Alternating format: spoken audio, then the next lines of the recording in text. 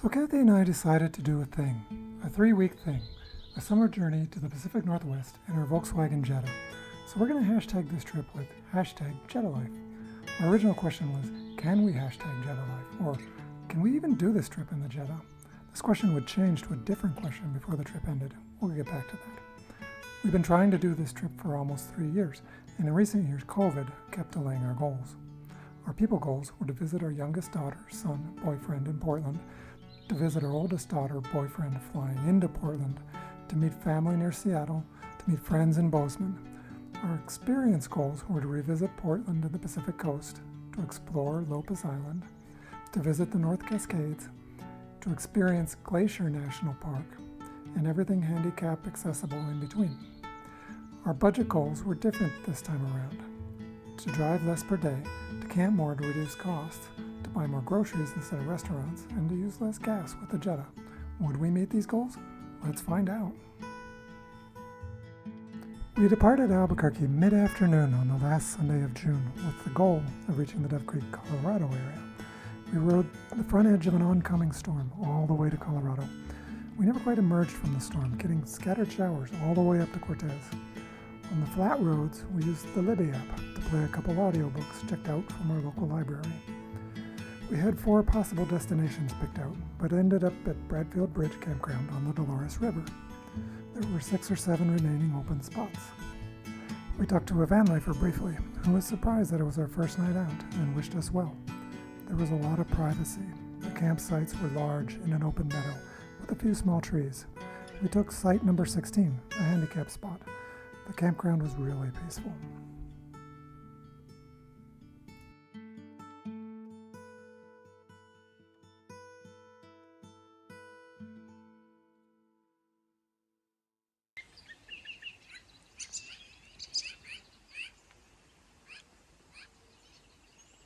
On the next morning, I took a walk along the Dolores River in the lifting fog.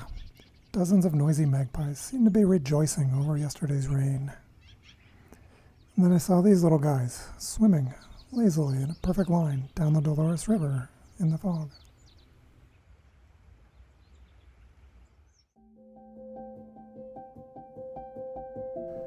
Soon we were on our way, but not without stopping at Adobe Milling in Dove Creek for the absolute best pinto beans. Our goal for day 2 was to get to northern Utah, where we reserved a campsite online.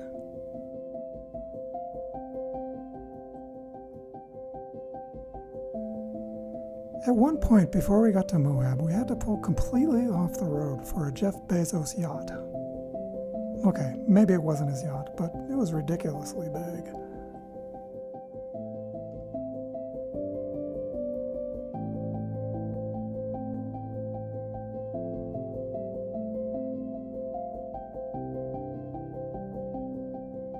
Our 2 stops in Moab were first at the Matheson's Wetlands Preserve, where we checked out the Colorado River, and second at the Moab Coffee Roasters for handmade ice cream.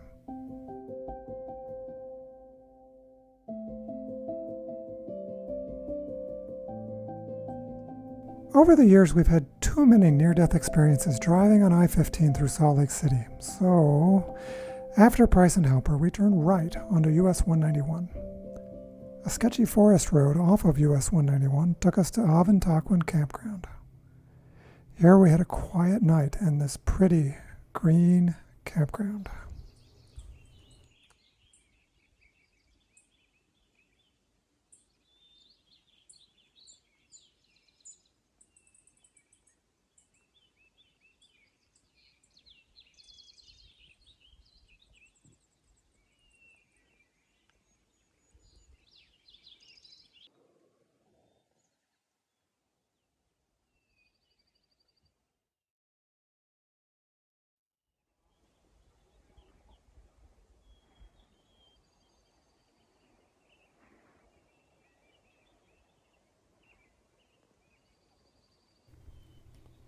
On the morning of day 3, we had a visit from a black cow and a couple deer, but soon we were staring at a road.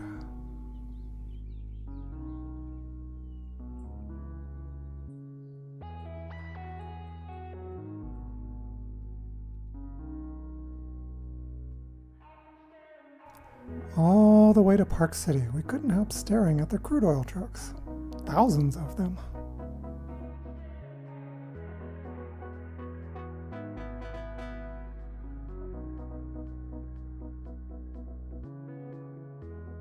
I've been staring at a road, too scared to follow on. Even as the sunset descends on me, I stay unmoved to change the view of where it leads.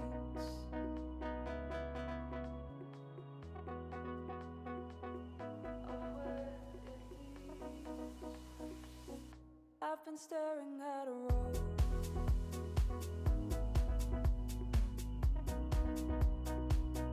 I've been staring at a road.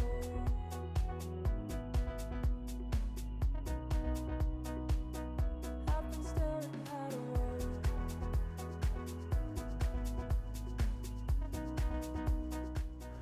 We stared at Interstate 84 all the way to Idaho, to Twin Falls. Our first stop was a restaurant called Milner's Gate, where we had grass-fed beef. Feel the weight of what I need. Come crash for forcing me. I see the stars that light the sky. Our second stop in Twin Falls was an Airbnb. It was a cute house in a quiet 1970s neighborhood with a faint aroma from a nearby feedlot. And we also did our laundry.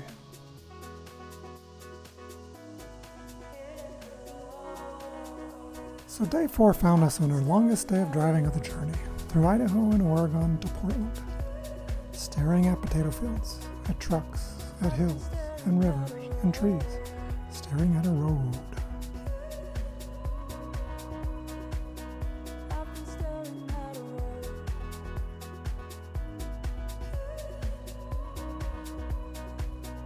I've been staring at a road.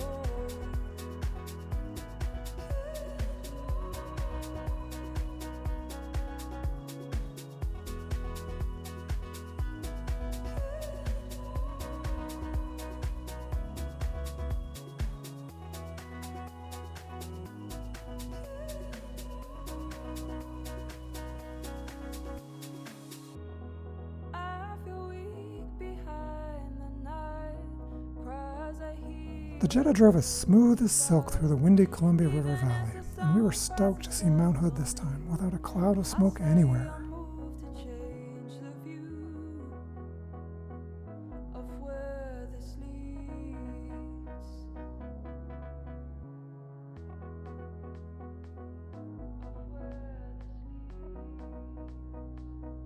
I've been staring at a road, keep getting closer. I only know I keep getting closer. I've been staring at a road, getting closer. I only know I keep getting closer. I've been staring at a road, keep getting closer. I only know I keep getting closer. I've been staring at a road, getting closer. I only know. After the long day 4 drive, we were greeted by a welcoming party at a Willamette Boulevard Airbnb. This Airbnb featured a one-of-a-kind view of the Willamette River.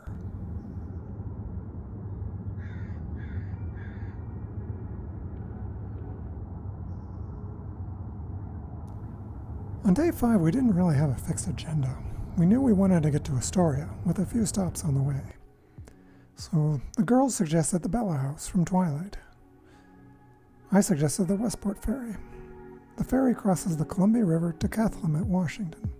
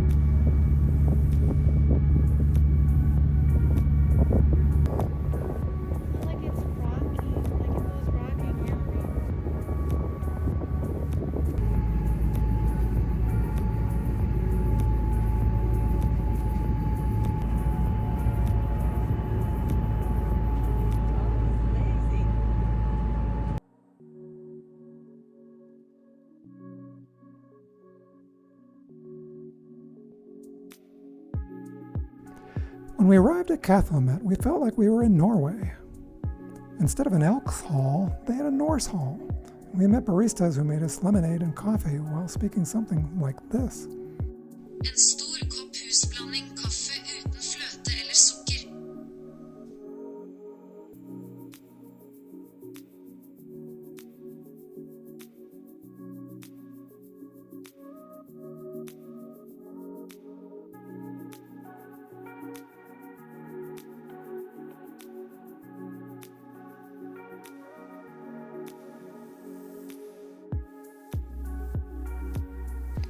We stopped near the Riverwalk in Astoria and walked to Northwest Wild at its new location on Marine Drive.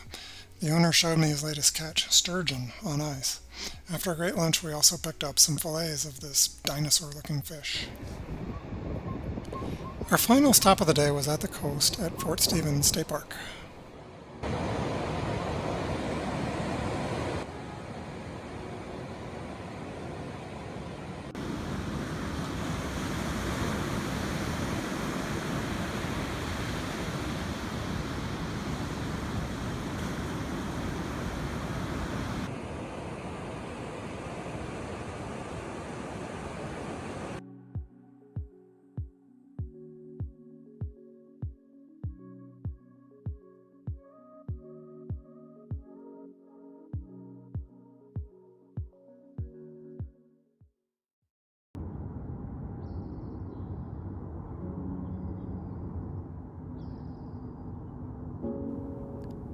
Day 6 was a Portland day with no fixed agenda. At dawn, we watched boats riding on the Willamette. But we were interrupted by a homeless person scattering and burning the neighbor's trash.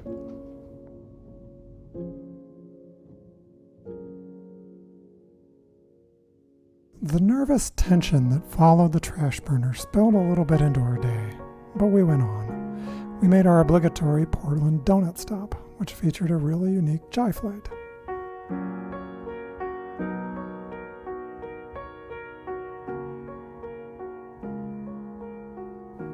Then we headed out to Sauvie Island, to Bella Organic Farm, to see what fruit was in season.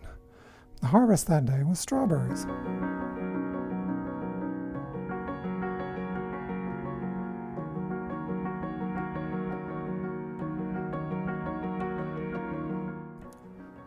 That night we used the grill at the Airbnb. We grilled the sturgeon with red wine vinegar and thyme marinade. We paired the fresh sturgeon with zucchini and potatoes. And our fresh strawberries with ice cream became dessert. After our evening shenanigans, including feeding a stray cat and word playing on an oversized Scrabble board, we awoke to day 7. Maggie and Jeremy caught a 7 a.m. flight. Then we moved south from St. John's to Beaverton. There we took cat videos for the internet, went to Mass at St. Cecilia's, and caught up on some binge watching. On day 8, we took a short drive to Silverton, Oregon to visit the Oregon Garden. The Oregon Garden is 80 acres of diverse flowers, trees, and water features. It was a spectacular experience.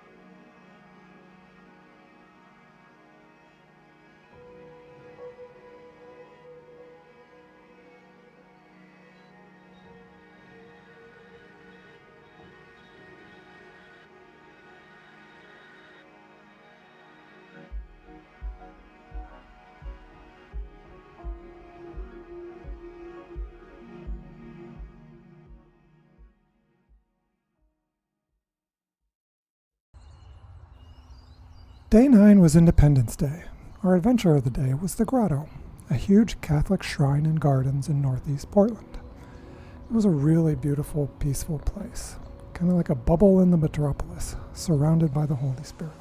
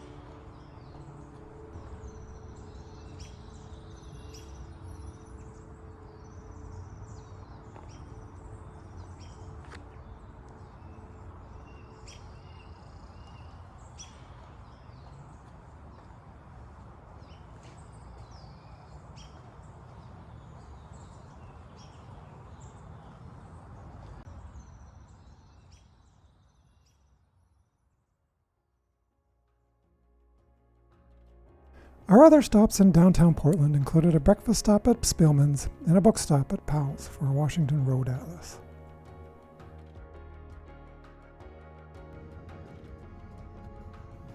No trip to Beaverton is complete without visiting an amazing barista over at Insomnia Coffee. Here we picked up a Kenyan light roast and a Wook summer special.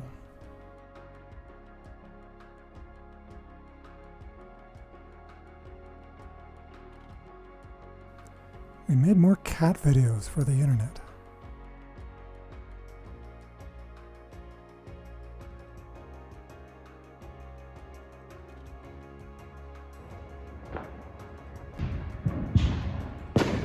The neighbors made a July 4th mess in a nearby park. Brenna's boyfriend Gio cleaned up all of this litter. But our Portland days sadly came to a close. Our final stop in Portland was a heavenly French bakery.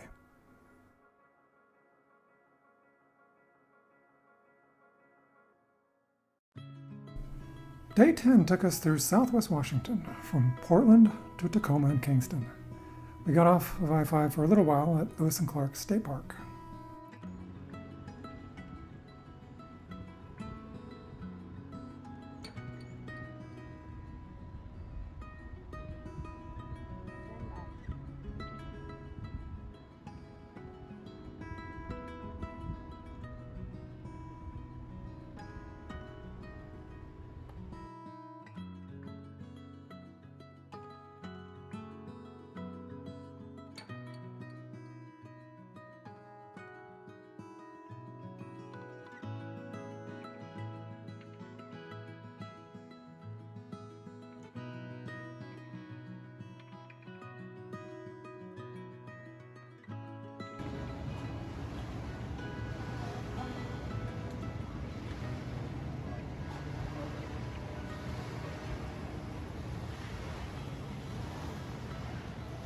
We met Kathy's sister and brother-in-law on the bay in Old Tacoma at Katy Downs. The clam chowder was very good, especially in presentation of the dish and the freshness of their clams. Just do like that. But I want to see what photo I'm getting.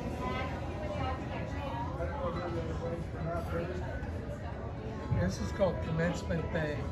It's real deep. It's like 700 feet deep. We had a great dinner with conversation mostly about Tacoma, then drove onwards through Bremerton to Kingston in light rain. At Kingston Bay, we could see where we would take the ferry to Edmonds to skip all the Seattle traffic.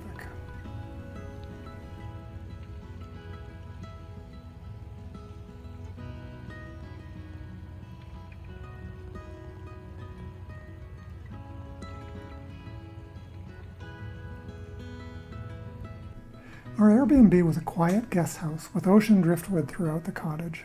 The cottage owners were from Forks, Washington. They had a curated guide to the Olympic Peninsula with recommendations for hiking and dining in their favorite coastal areas. However, our plans were set, so maybe next time we can check those out.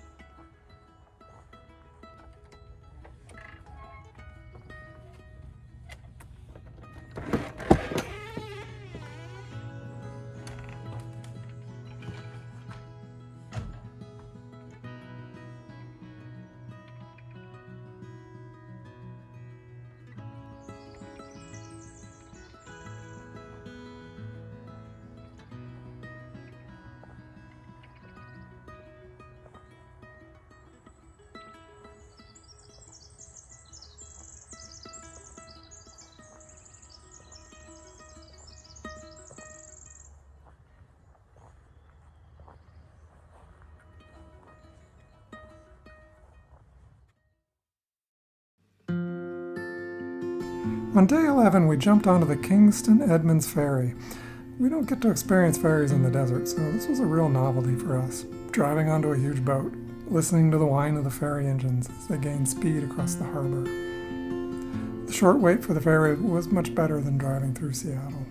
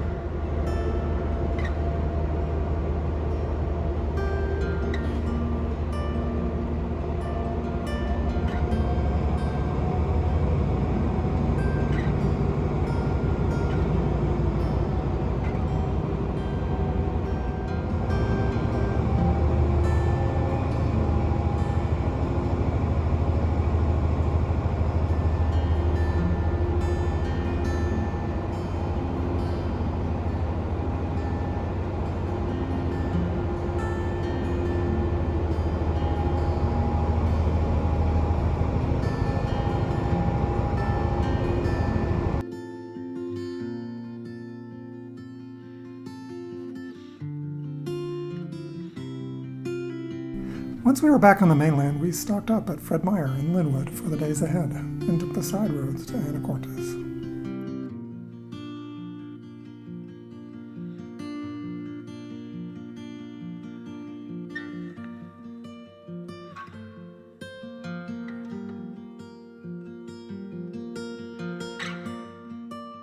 The first thing we did in Anacortes was set up our tent at the Washington Park City Campground. We prepaid for this site, B5, back in June for 2 nights at $25 a night. It was a gorgeous campground. It was lush and green. It was filled with deer and had warm showers, and it was just a short walk to the bay.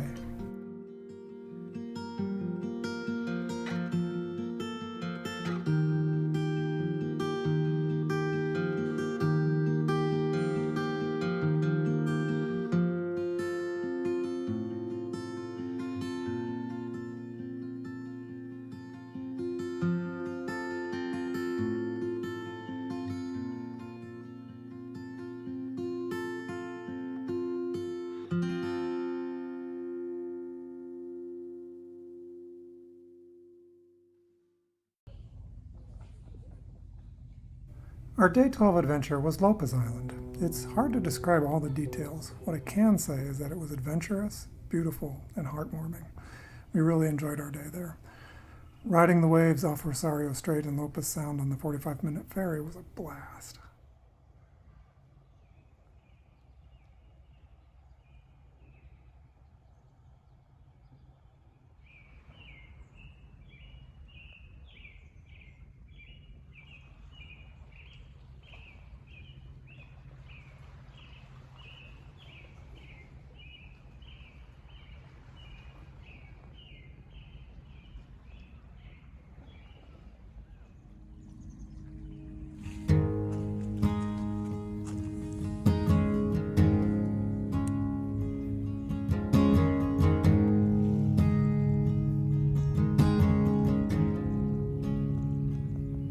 I've been driving a broken coastline, holding on to everything I want. I've been trying to make this all mine, pushing faster before the light is gone. For a while now, days been breaking colder. There's a wild wind driving me on. All this time has only made me older, pushing faster before the fire's gone. Would you know me if I walked through your doorway?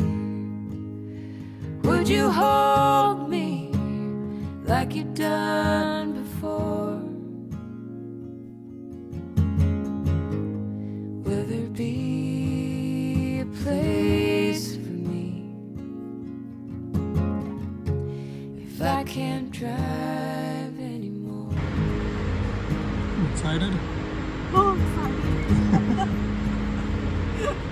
Oh.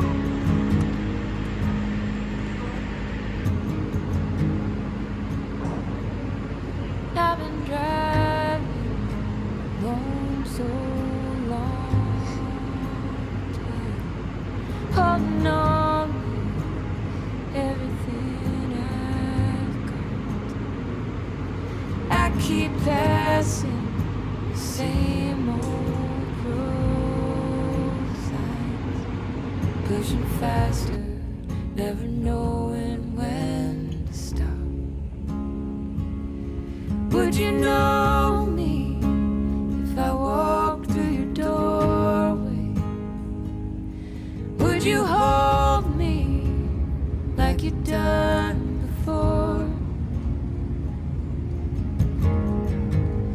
Will there be a place for me if I can't drive anymore?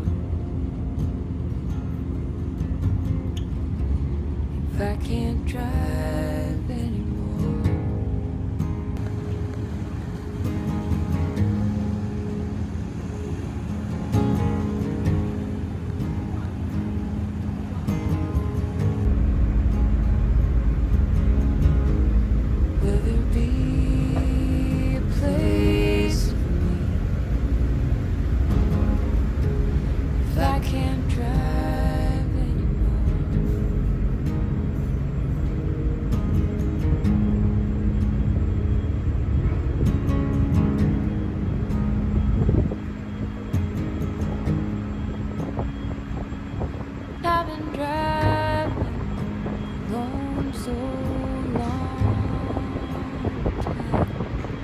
holding on to everything I've got.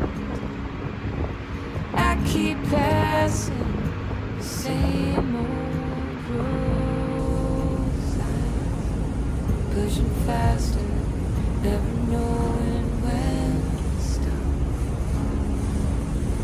Would you know me if I walked through your doorway? Would you hold me like you've done before? Will there be a place for me if I can't drive anymore?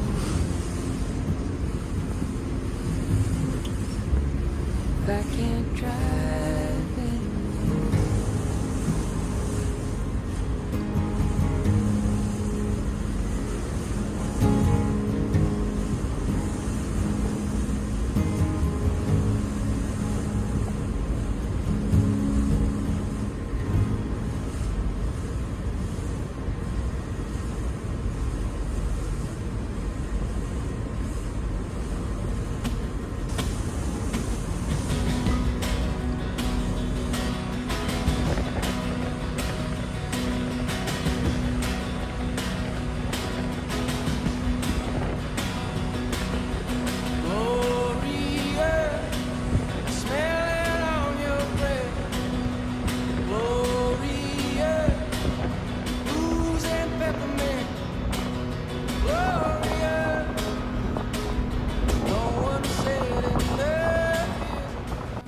The islanders were friendly by nature. We found out that it's true, that everyone waves to everyone from their car. Some people have even perfected the two-handed wave. The different destinations on the island are separated by beautiful rolling farmland and a few small forests. Lopez Village is very small. We played tourists for a little while and explored the island church in Moab.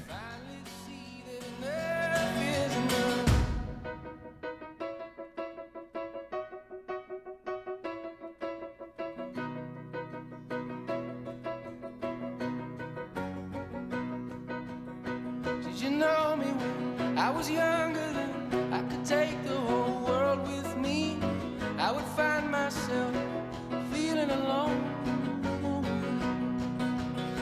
Heaven help me now, heaven show the way, get me back on my own 2 feet.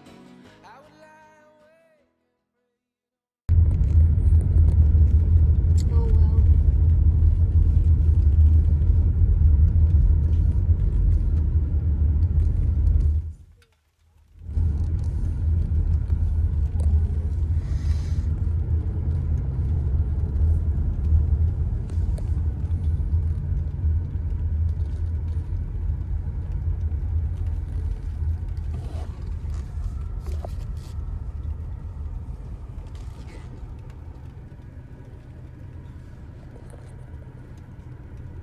Gosh. Oh.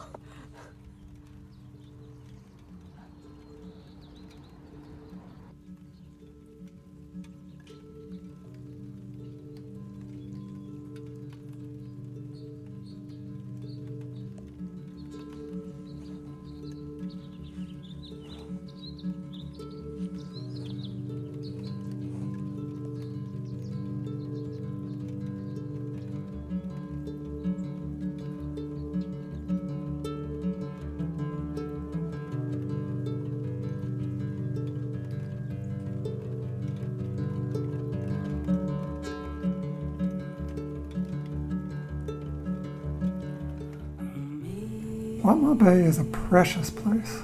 This beach is protected from private ownership and development by the efforts of the San Juan County Conservation Land Bank. Their website has information about other protected lands on the nearby islands. Winter shall howl at the walls, tearing down doors of time. Shelter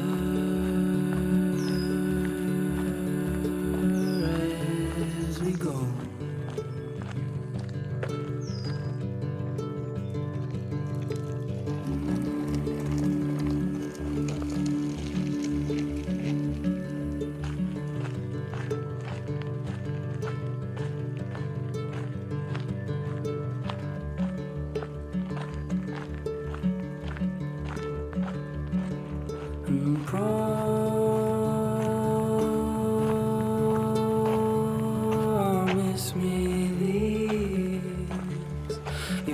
for me only, scared of the lonely arms.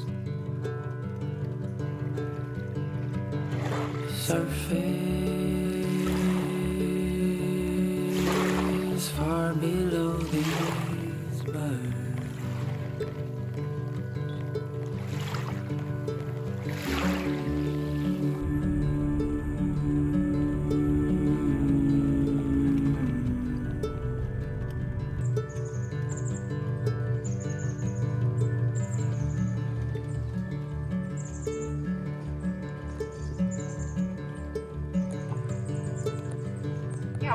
Please, the 415 that takes foot pedestrians Maybe. and bicycles to Anacortes will be arriving at approximately 5 o'clock. Just maybe. The 6:20 ferry was over an hour late, staffing shortages. We boarded at 7:30 and an hour later found our tent right where we left it in Anacortes at Washington Park.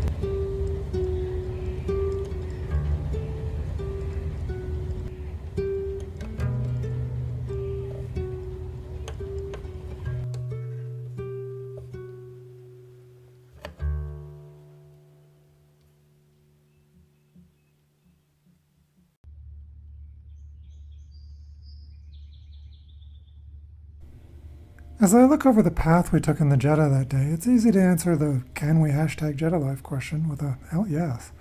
It was great to have our vehicle and the wheelchair on the island, and the ferry made the Lopez Island adventure possible for the Jetta.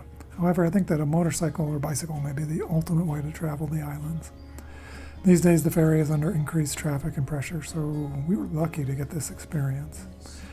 Hashtag jettalife was fun in the little Volkswagen, easily navigating small towns like Anacortes here.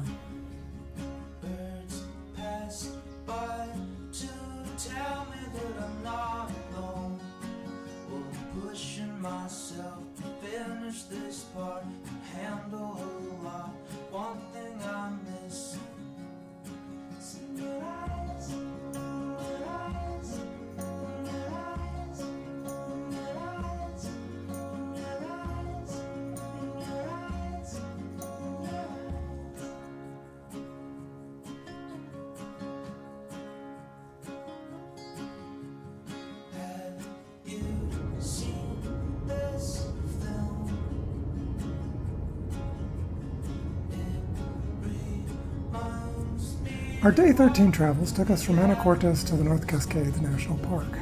Most of the route followed the Skagit River and its mesmerizing emerald green waters.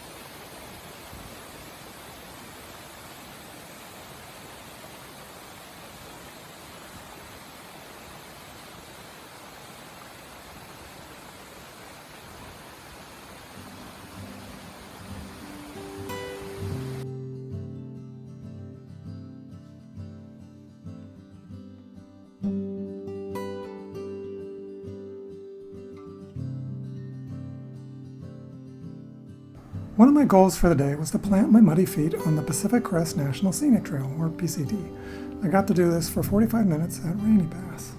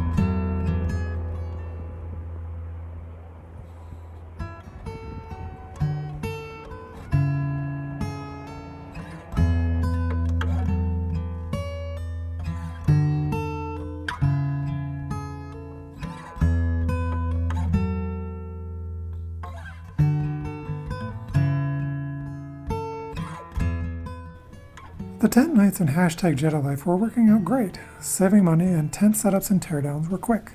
However, with two of us in the small car, hashtag jettalife needed much more planning. It wasn't easy to just boondock. We had to have a private space to set up the tent, which meant campground reservations. Campground reservations meant more schedule stress. And even more stress for us in the Cascades because all the campsites in the park were reserved weeks in advance. However, we got lucky. Out of the blue, we found that one of the first come, first served campgrounds on the east end of the park had a few openings. We quickly took space number 3 for $20. It was a beautiful location, a quiet night next to a small stream.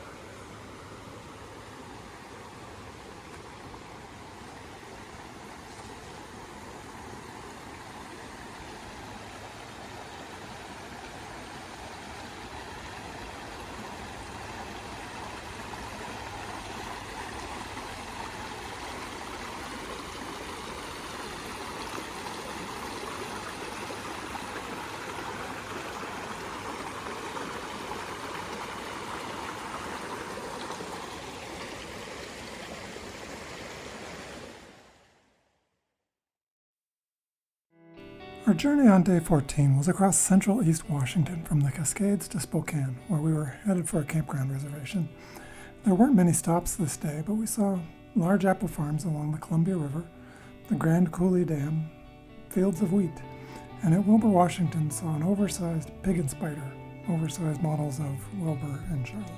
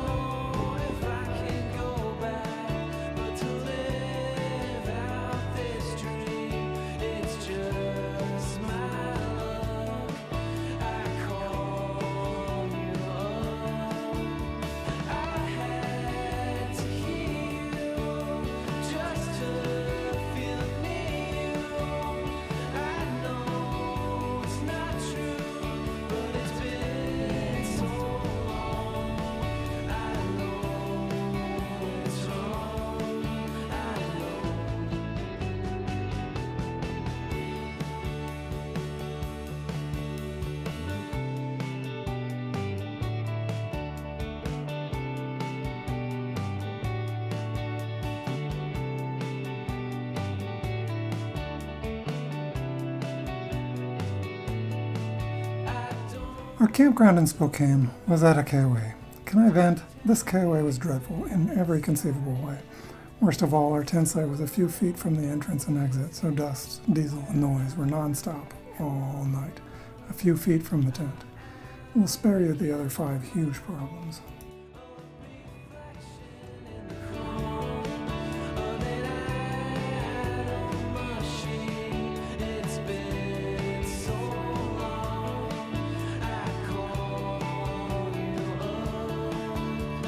Our other stop in Spokane was Mass at Gonzaga University at St. Aloysius. The church was pretty, the choir was great, and then we wheeled through campus to see the iconic Gonzaga Bulldog.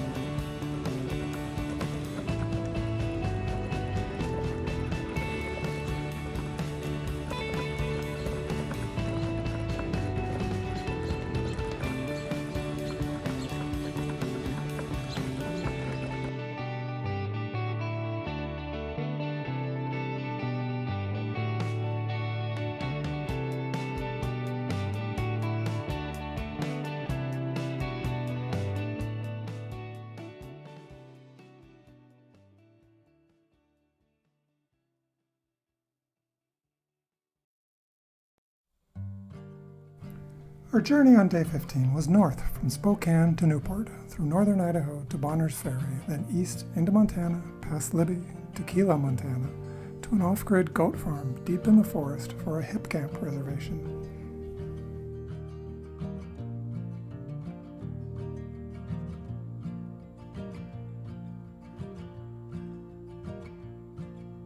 Weightlessness, no gravity. Were we somewhere in between?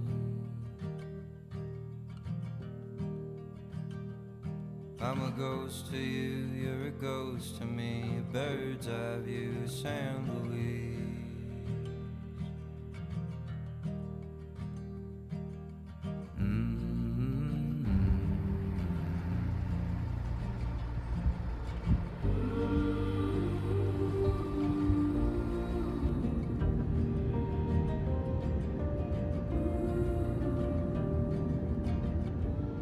After we crossed into Montana, we started seeing little white roadside crosses that the Montana American Legion places at every traffic fatality.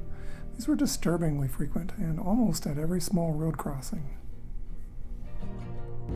Oh, highway boys all sleeping out with the dirty mouths and broken strings.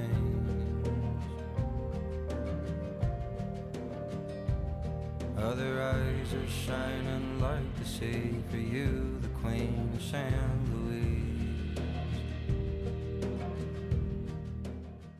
Our travels were in non-stop mode that day because we realized that we were now in Mountain Time Zone and not Pacific, and we were going to be an hour later than what we had originally told our camp host.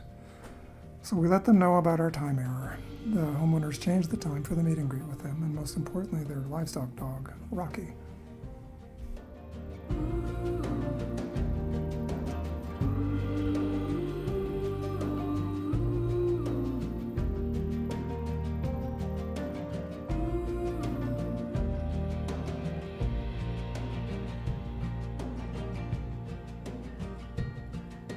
Cutting through the avenues, I'd always find my way to you. Beside the hood, the hammerlock. What a great hip camp experience we had at this tranquil, magical place. Anne and John are truly living the dream at their Pine Needle farm. Chasing ghosts, hold me down, child. Hold me down, child. I like the cat, that one there by the TV. This is what it looks like when it comes off of her. Kind of faded. And then we gotta separate out the guard hairs, which I don't have my glasses on. So the darker black hairs, gotta separate that out. To get down to just the carrot. Beautiful. I'm a ghost to you, you're a ghost to me. A bird's eye view, San Luis. I'm a ghost to you, you're a ghost to me. A bird's eye view, San Luis. I'm a ghost to you, you're a ghost to me. A bird's eye view, San Luis.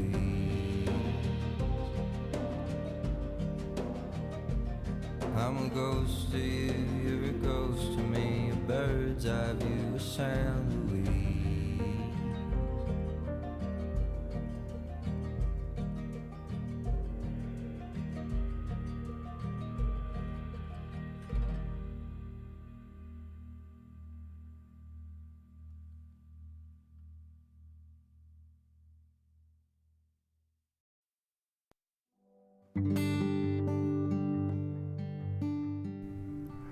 On day 16, after visiting with Anne and the goats, we left the forest farm and headed to Glacier National Park.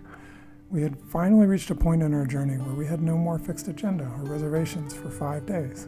So instead of just driving through Glacier National Park with all the crowds, we drove up the western edge of the park along the Flathead River to Polebridge.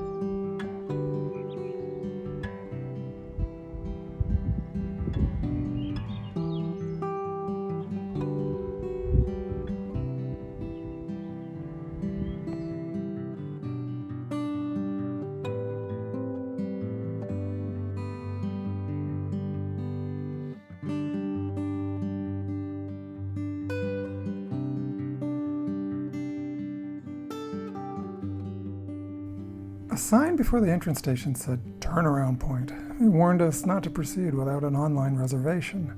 Well, we had been off-grid for hours, so there was no way to get that.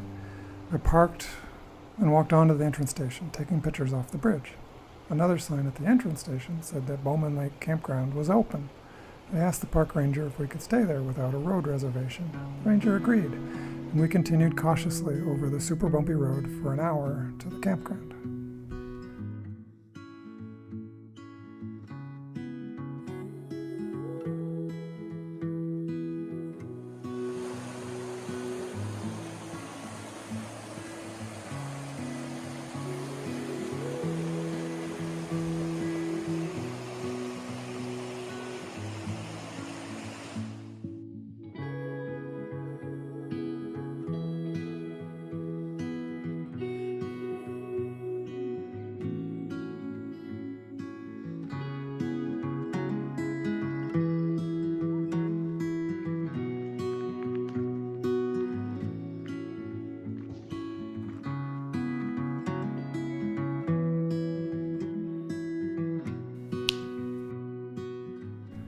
After dinner, we relaxed at Bowman Lake, mesmerized by the long, narrow, glassy green lake, the nearby Rainbow Peak, and other peaks in the distance along the Canadian border.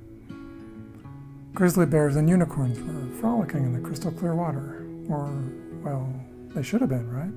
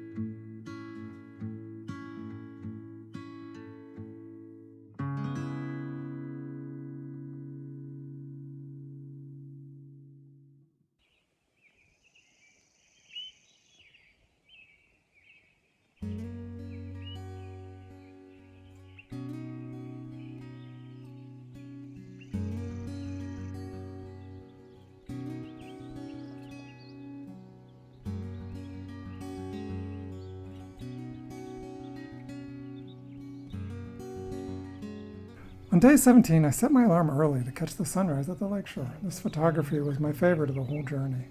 The orange and blue pastel colors in the sky and reflected on the lake were fantastic. From there, I pulled out my bear spray and headed 4 miles out along a trail on the north shore of the lake.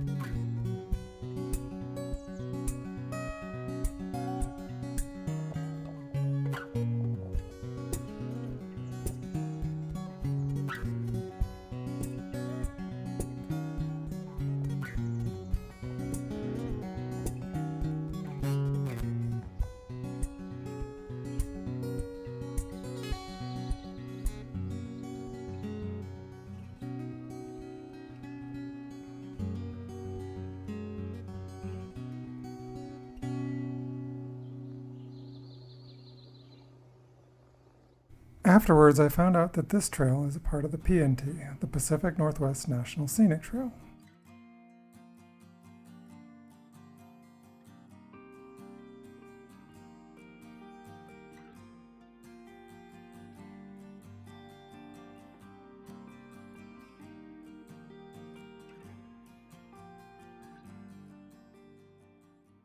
So next we wanted to take off, go to Canada, But the sign said closed.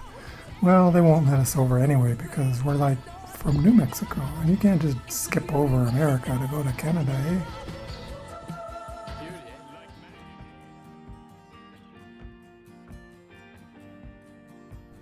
So actually, we continued back south, around the busy part of the park. Logan Pass was still covered in snow, so it was a no-go even if we had a reservation. We made our way on US 2, stopping at Marias Pass where it crosses the CDT, and walked along the trail just for a little while.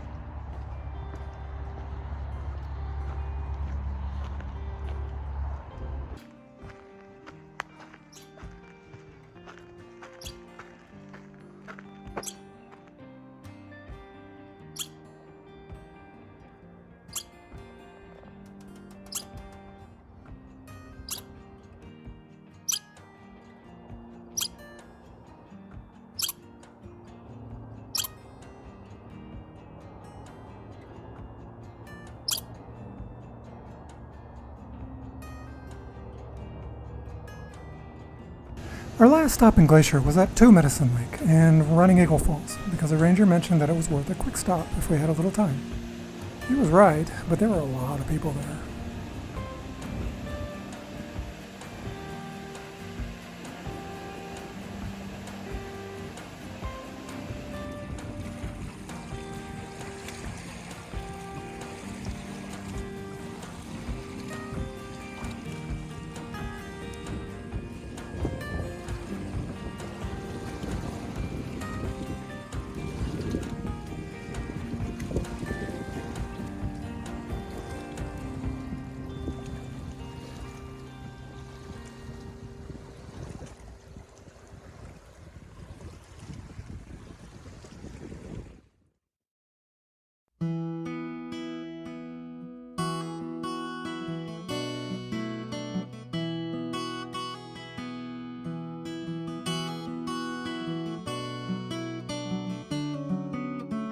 As the afternoon faded, we left the park and headed south, through the foothills west of Great Falls, Montana, towards Grotto, where we had a few free campsites to seek out.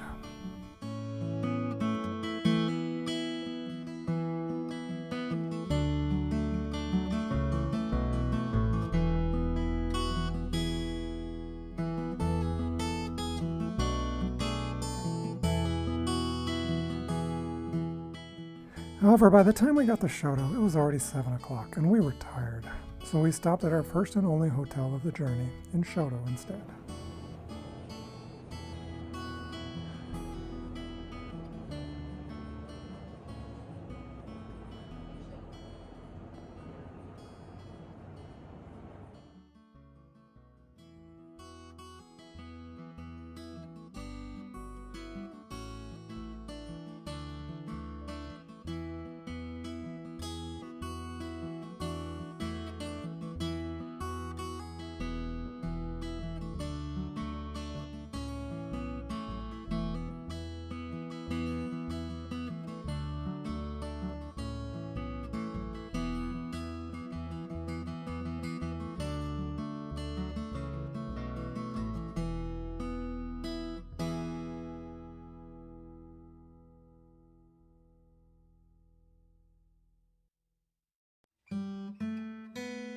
Day 18 was a pretty long day of driving from northern Montana to southern Montana, with a couple of random stops. One random stop was at this field of horse babies, foals and their mares.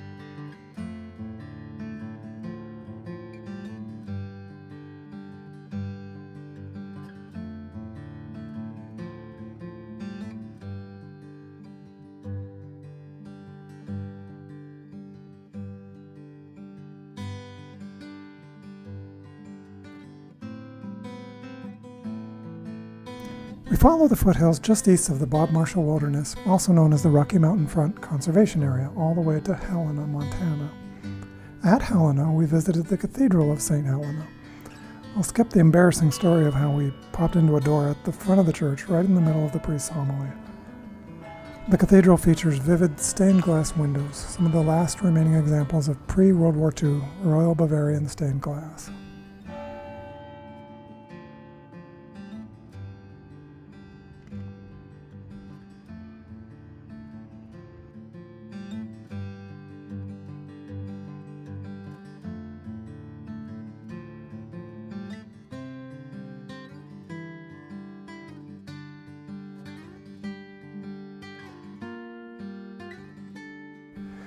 The road from Helena to Bozeman wasn't too interesting until we drove past something strange that caught our eye. It looked like a herd of horses, but skinny, emaciated, blue, not moving, and somehow not real. We doubled back. They weren't real. We later found out that they were the creation of a sculptor named Jim Dolan, who donated the sculptures to the state of Montana.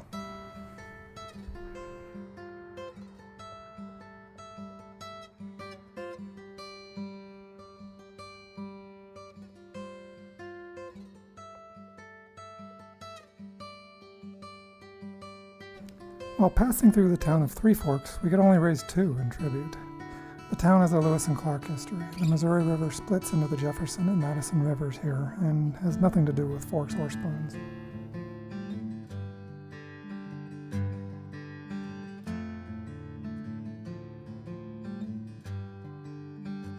Our next destination was a nursery greenhouse that friends of ours recently purchased in Bozeman, Montana.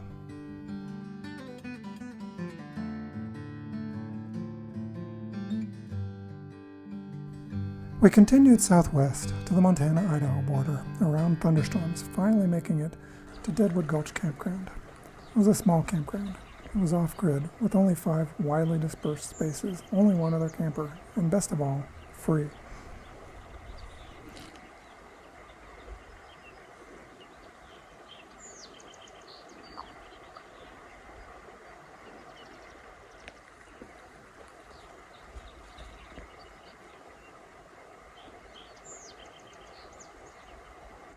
On day 19, our original plans were to cross into Idaho briefly, and then over to Wyoming to explore the Tetons, then return through Colorado. However, we had to change our plans and take the quickest path home.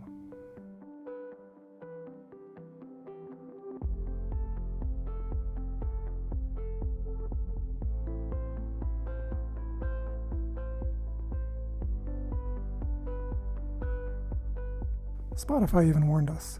Something went wrong. We weren't feeling good.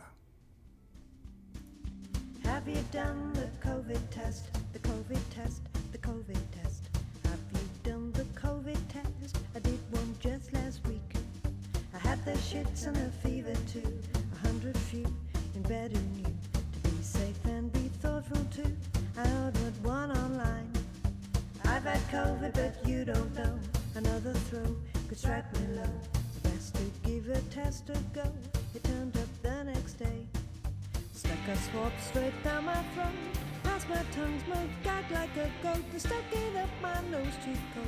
The swabbing mucus line. Our straightest path home was 18 hours, 1,000 miles. We decided to take that fastest route home, but as we often do, in Utah, we would bypass Salt Lake City, taking US 40 to Duchesne.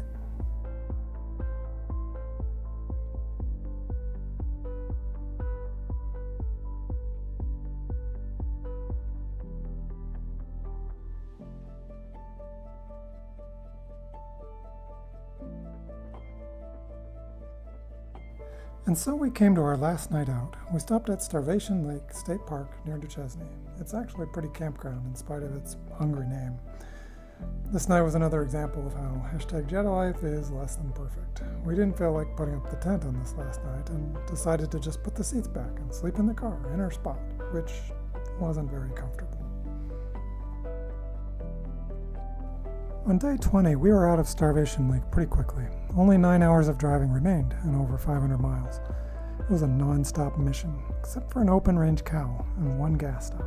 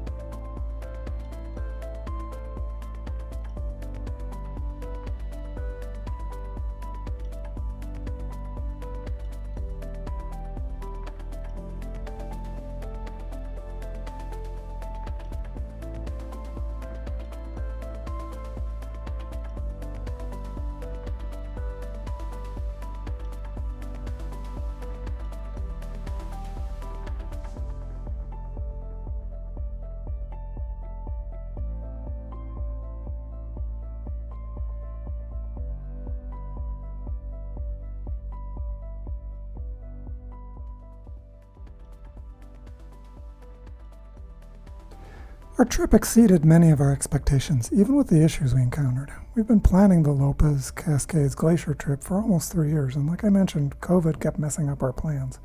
So it's ironic that even after waiting all these years, we still picked up a bug. So here are the pluses and minuses of #jettalife. Plus, our gas mileage is great in the Jetta, averaging 34 miles per gallon, even with a wheelchair strapped to the roof. The SUV we used last year was more expensive for half the miles at half the price per gallon. It totals $650 for 4,600 miles.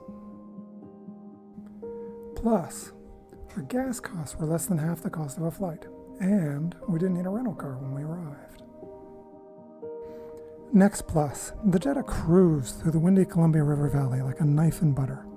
Sorry, I have trauma from struggling to steer a top-heavy Chevy van down the same valley in strong winds.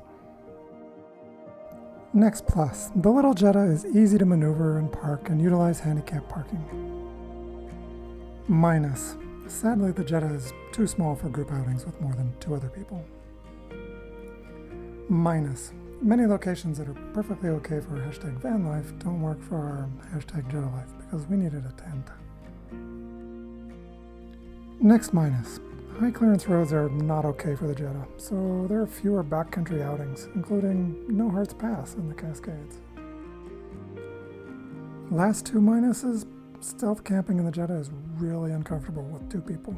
And lastly, but most importantly, we're more reliant on public facilities. Our original question was, can we #jettalife? Can we even do this trip in the Jetta? Well, we could. Well, we did. But by the time we finished, we knew the real question was, should we #jettalife? I have to honestly say, no. That's because we hope for the kind of back road, unplanned, we'll get there when we get there travel, which is limited by the Jetta. But the Jetta still has its place in inexpensive journeys, as long as we limit the wilderness stuff, and we're already planning our next Portland trip. But enough about the Jetta. We had a great experience. We loved meeting our family and friends, and we saved a lot of money. And it left us with memories of faith, culture, and nature, which we'll keep for life. We'll see you in our next adventure.